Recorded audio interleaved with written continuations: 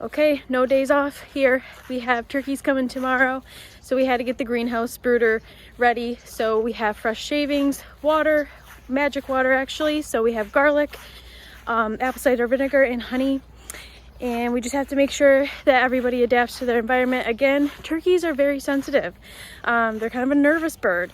So it's actually my first time raising turkeys and I'm excited. Actually, they take about 17 weeks.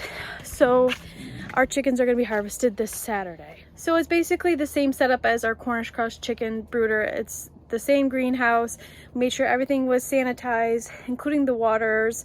And we have the greenhouse, one side of it rolls up so we get fresh air coming in because it is summertime, so we don't want them to overheat. And so let's check it out.